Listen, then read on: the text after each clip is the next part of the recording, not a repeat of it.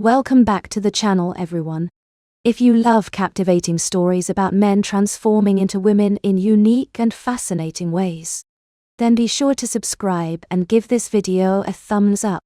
Now, let's jump right into today's tale. Chapter 13.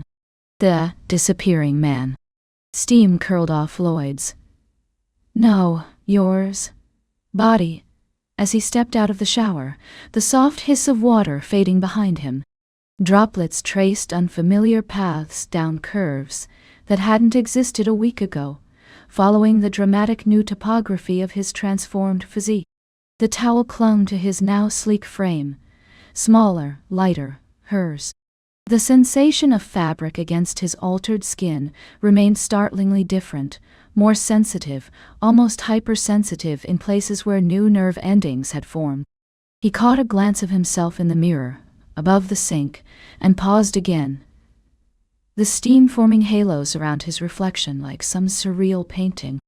The image that stared back was no longer the strange hybrid of earlier days, male features softening, body caught between states. Now there was only her, only Yor. The reflection didn't lie. The curves were there, dramatic, unmistakable.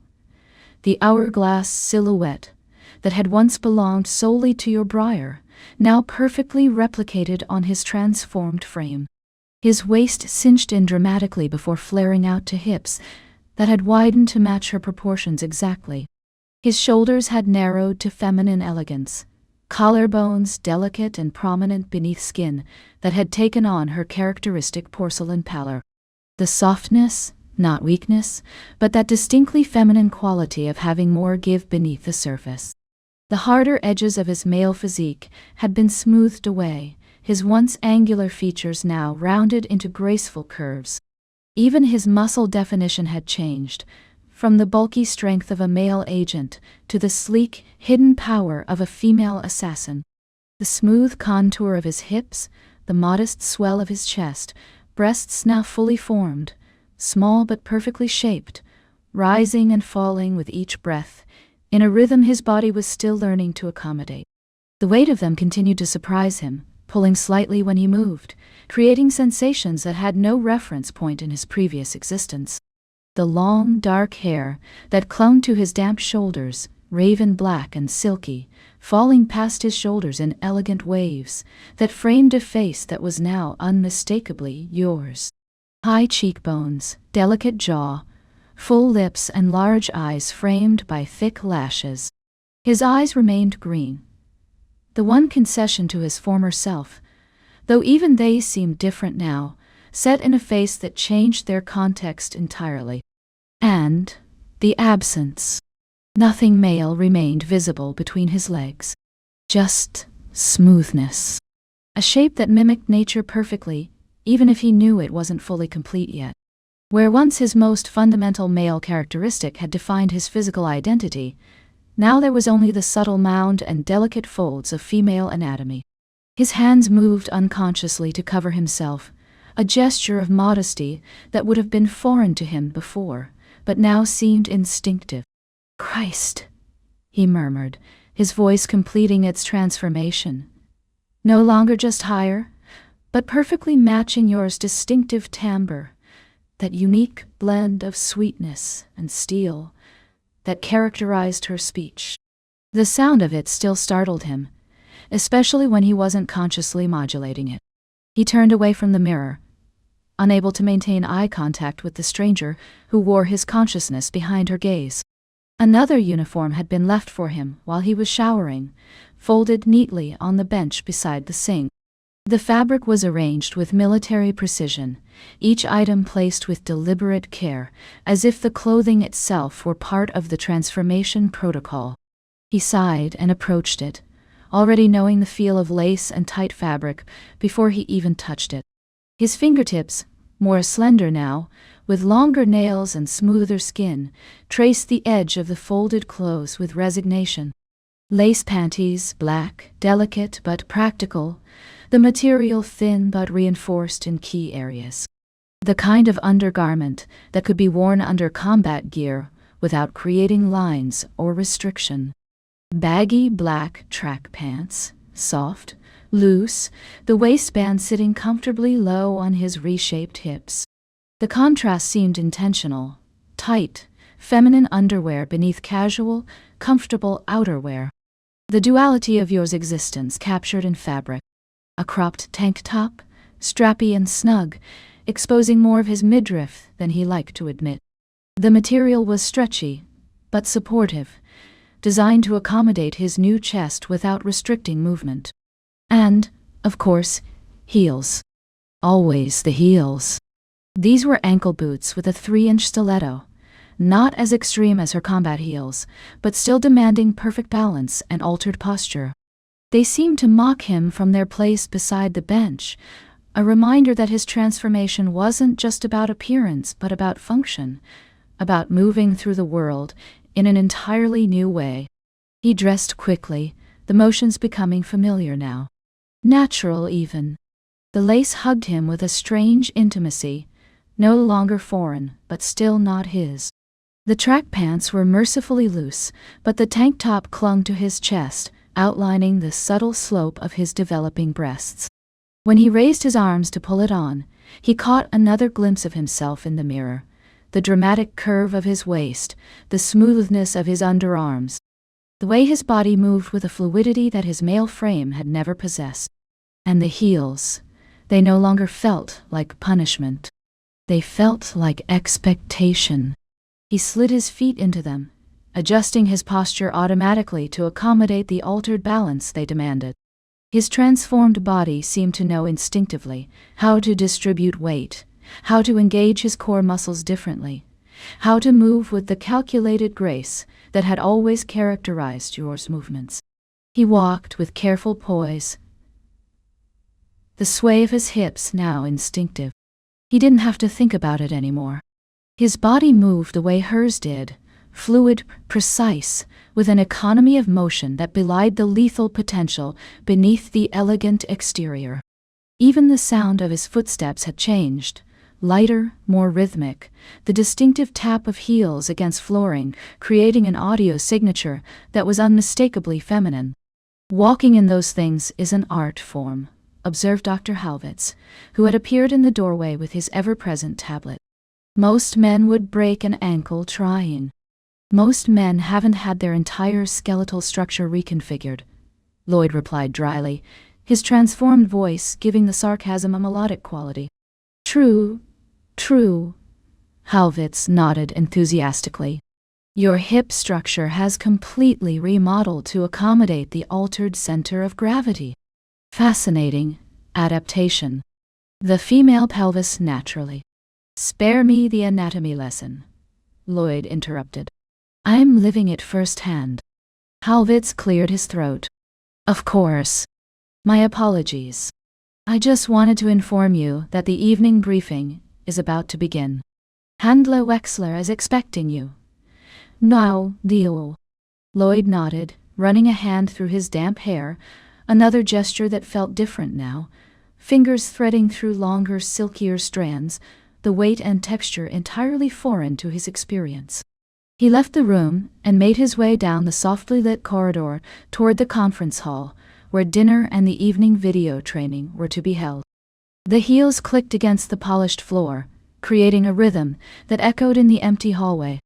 His transformed body moved with unconscious grace, adapting to the altered physics of his new form with increasing fluidity.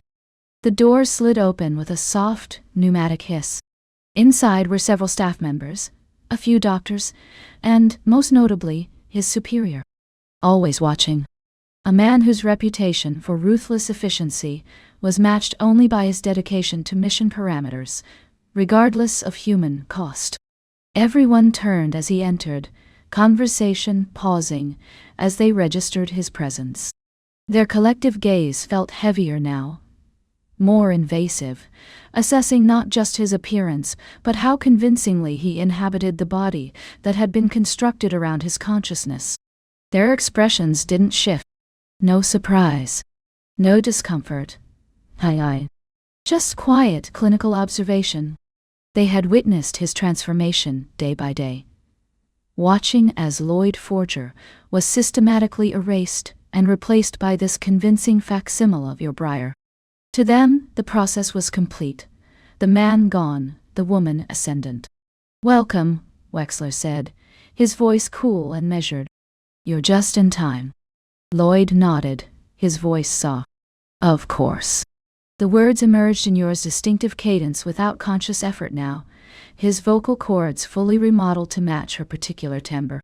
The transformation of his voice was perhaps the most disconcerting aspect, hearing someone else's sound emerge from his throat.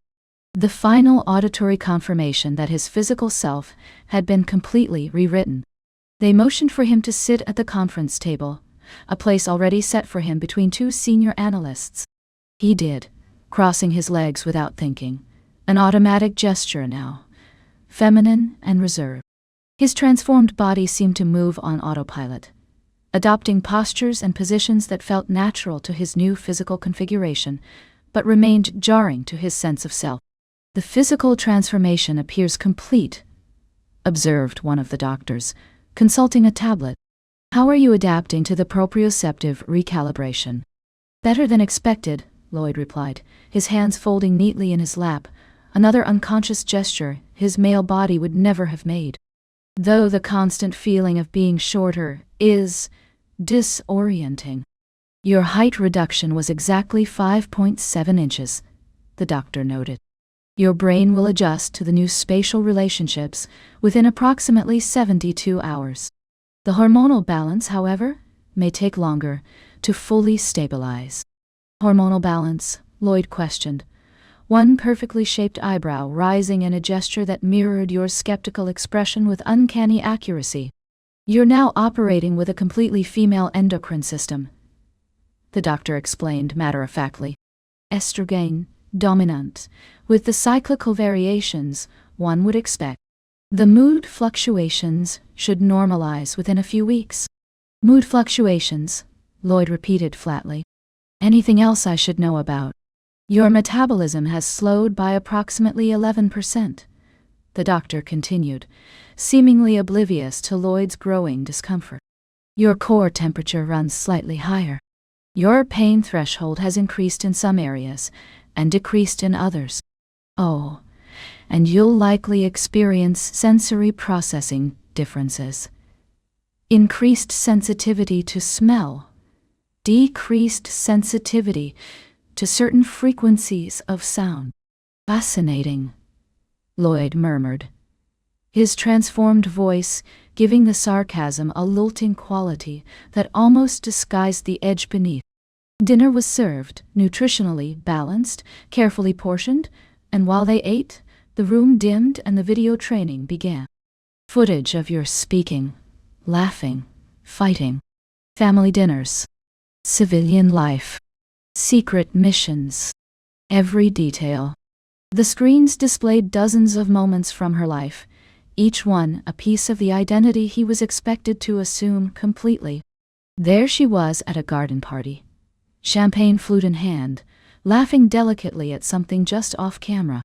The footage slowed, analyzing the precise tilt of her head, the way her fingers curled around the stem of the glass, the subtle shift of her weight as she leaned forward. Then you're at home, preparing lunch for Anya, her movements efficient, but gentle domestic routines executed with the same precision she brought to her assassinations.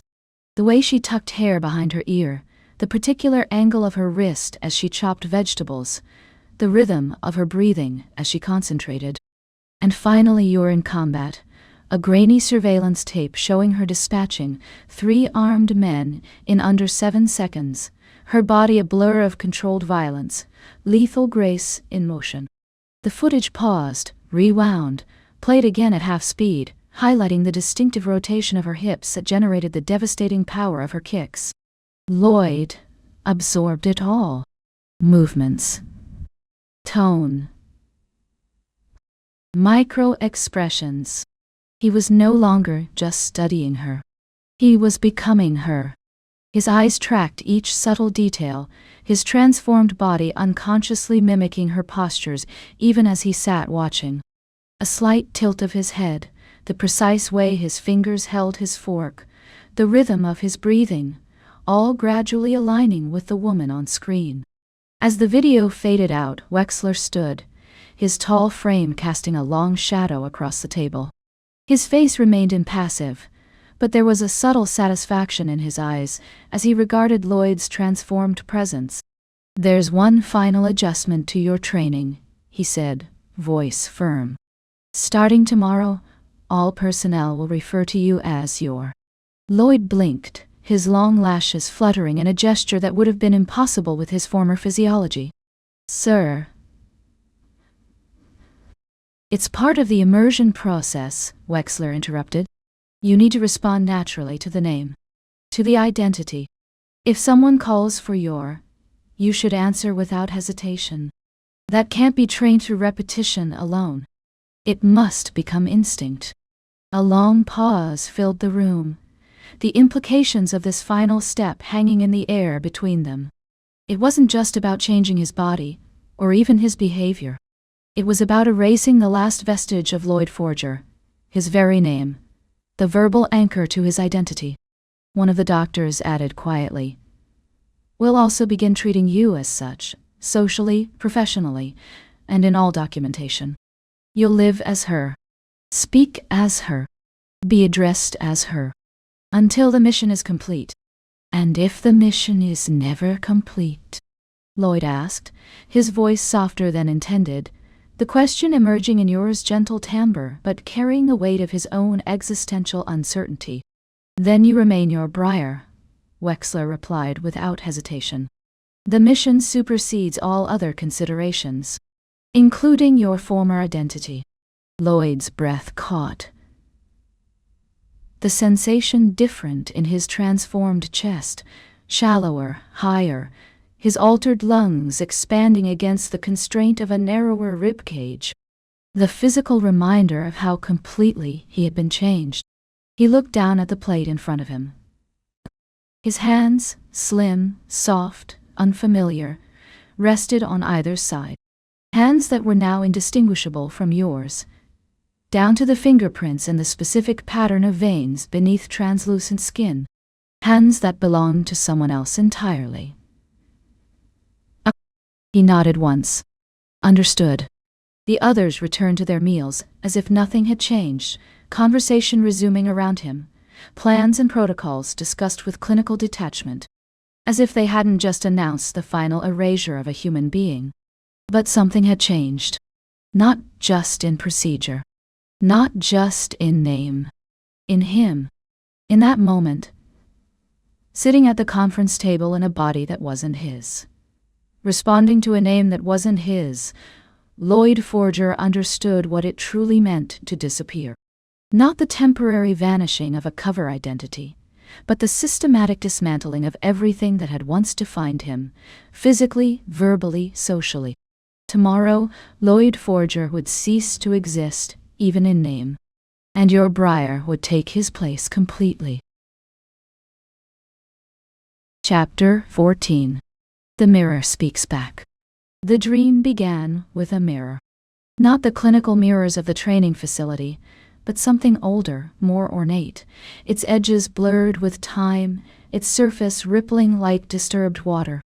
The light around it pulsed with an otherworldly glow, casting long shadows that seemed to breathe. Loid stood before it, expression blank, trying to find himself in the reflection. His consciousness reached for familiar features. The strong jaw, the clear blue eyes, the short blonde hair that had defined his appearance for 30 years. But those landmarks were gone, erased by science and necessity. But the face staring back wasn't his. It was hers. Yor's eyes, deep crimson pools that seemed to hold secrets he couldn't begin to fathom. Yor's smile, subtle and enigmatic, the slight upturn at the corners conveying both warmth and warning. Yor's posture, spine straight but relaxed, shoulders back with quiet confidence, head tilted at that particular angle that suggested both attentiveness and assessment. He reached up to touch his face, the gesture hesitant, almost fearful, and so did the reflection. But the hands he saw weren't his own. Slim, delicate fingers. Nails shaped just so, longer than he'd ever worn them, tapering to subtle points that could either caress or kill with equal efficiency. The skin was different too, paler, smoother, with a translucent quality that made the blue veins at the wrist visible in the strange light. Yor's hands, capable of both tenderness and lethal precision, now attached to his consciousness. He tried to speak, but no sound came out. His lips moved, forming his own name, Loid, but the mirror reflected only silence, as if that name no longer held meaning in this realm between identities. The reflection tilted its head, expression unreadable. Its eyes, Yor's eyes, studied him with unsettling intensity, as if assessing his worthiness to wear her form. Then it stepped forward, not out of the mirror, but through him, passing through his body like a ghost, leaving ice in its wake.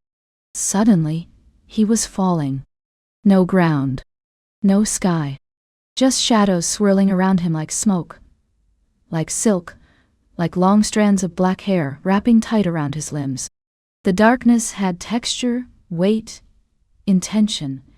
It coiled around his transformed body, binding his new curves, sliding against skin that registered sensation with heightened sensitivity. He reached out, grasping for something, anything, but the only thing he could feel was the reflection, pulling him down. Not violently, but with inexorable purpose, drawing him deeper into the void where identity dissolved.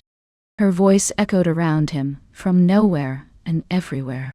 Not spoken, but felt, vibrating through his altered bones, resonating in the hollow spaces of his remade form. "You're doing well, Loid." The name sounded foreign now, an artifact from another life. It no longer fit the body he inhabited, like clothing made for someone else entirely.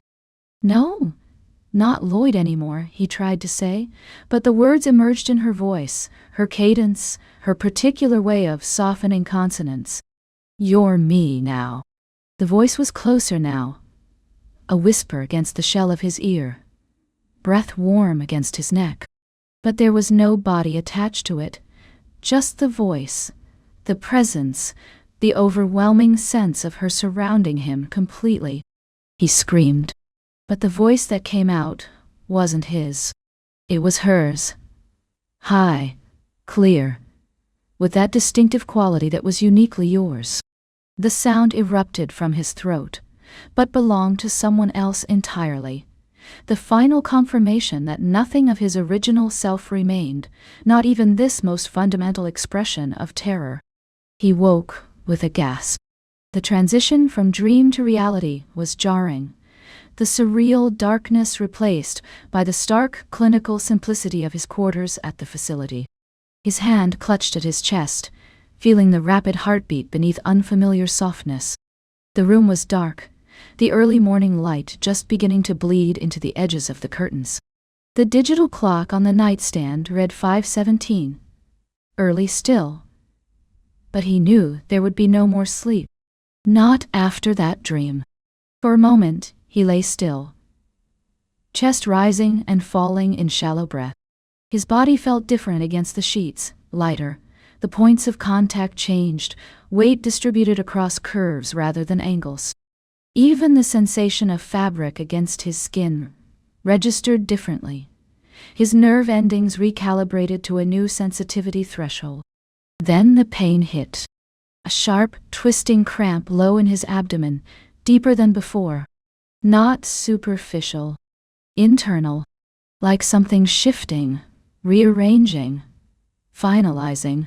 The final pieces of his transformation clicking into place with visceral intensity.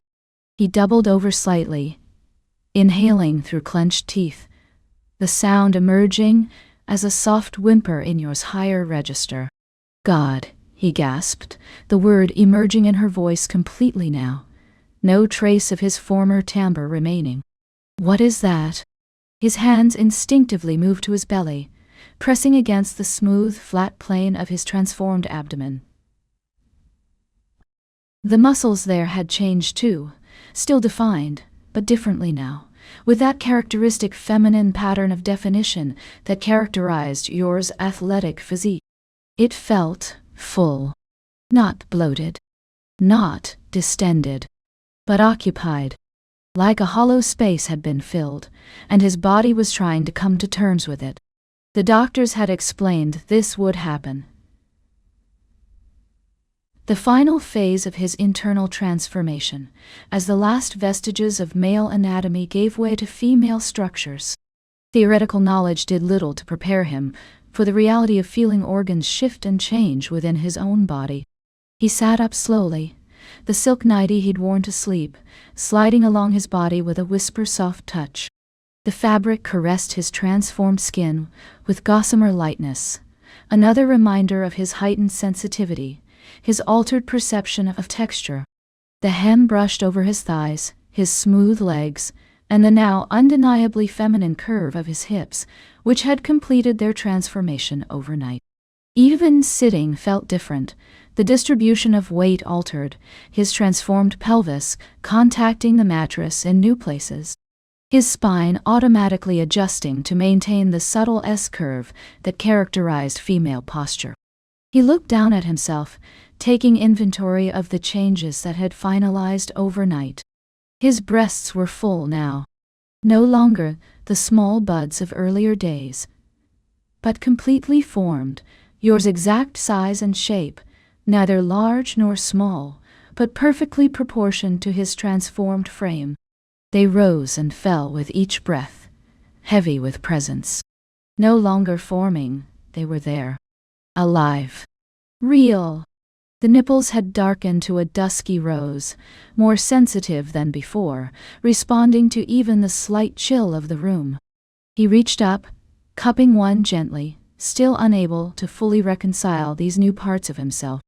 The weight of it filled his palm, substantial, warm, undeniably part of him now. It responded like any real part of him. Sensitive. Warm. Responsive. The neural pathways had fully integrated, sending signals of touch and pressure to his brain with the same immediacy as any original part of his anatomy. His hair tickled his shoulders, longer again, perhaps waist-length now, falling in silken waves that framed his face and cascaded down his back. Luxurious and dark as ink, the color uniformly Yor's deep black now, without a trace of his former blonde. Overnight, it had completed its transformation, the texture changing to match her distinctive silky quality. He ran his fingers through it, marveling at how different it felt. Heavier, smoother, with a natural shine that caught even the dim morning light. Another piece of himself, transformed beyond recognition. He stood, the nightie flowing around his thighs, and took slow, careful steps to the mirror on the wall.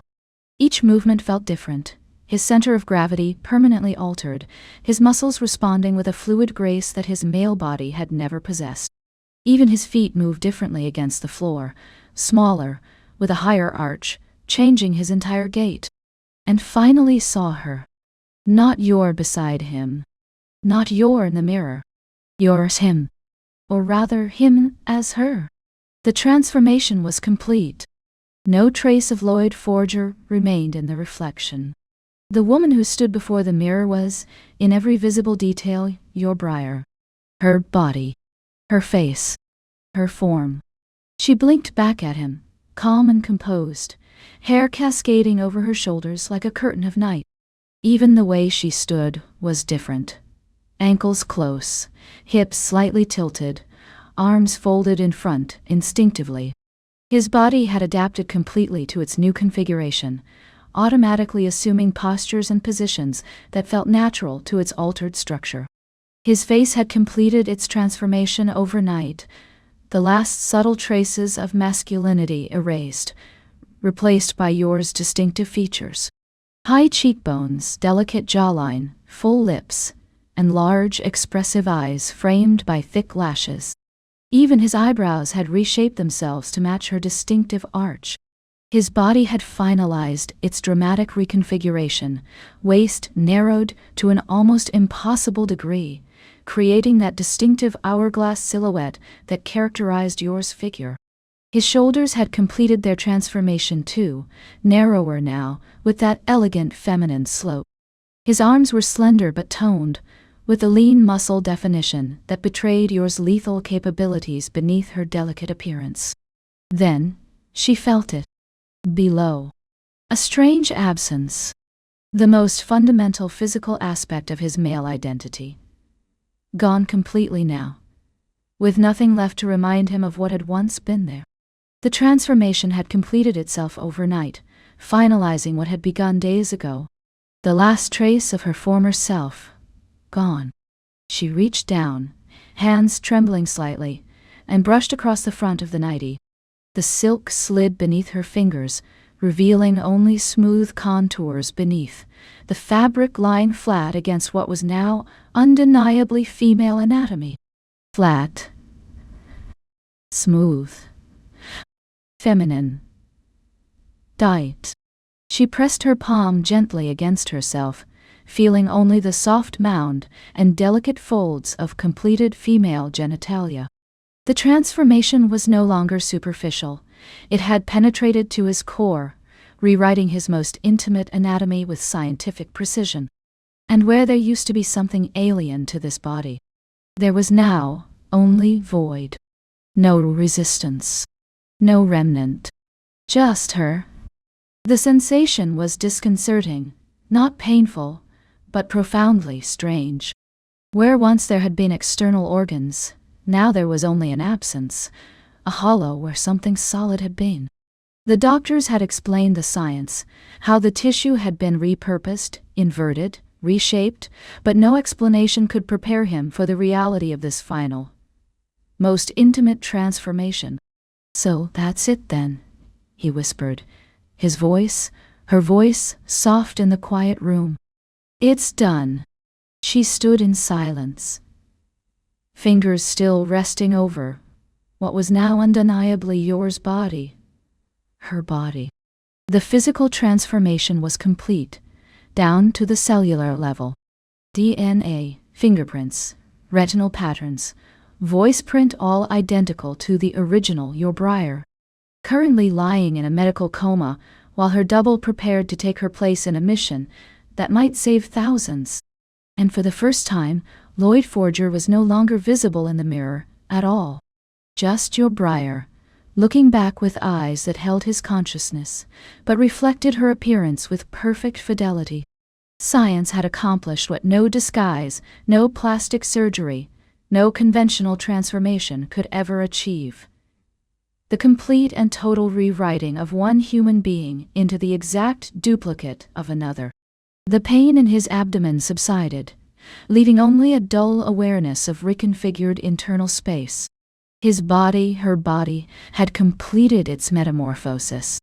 The biological machinery had finished its work. All that remained was for his mind to catch up to what his flesh had already become.